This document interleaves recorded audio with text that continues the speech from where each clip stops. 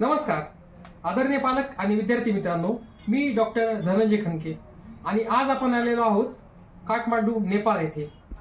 तर आज आपली जे काही विद्यार्थी होते ज्यांचे MBBSचे ॲडमिशन होते नेपाळला, ती ॲडमिशन प्रोसेस कशा पद्धतीने होणार आहे हे आज आपण या व्हिडिओच्या माध्यमातून बघणार आहोत।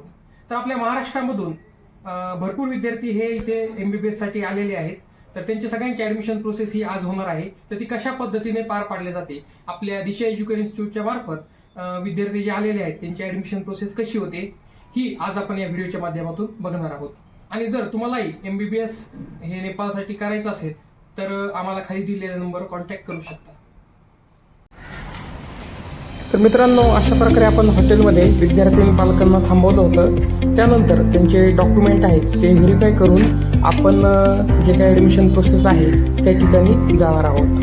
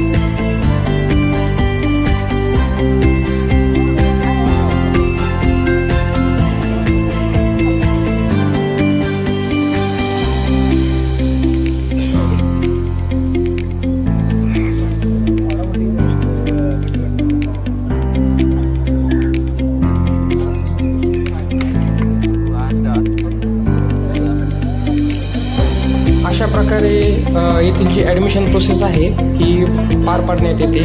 प्रत्येकाला आपल्या मार्कानुसार रँकनुसार बोलवलं जातं आणि कॉलेज अलॉट होत असतं।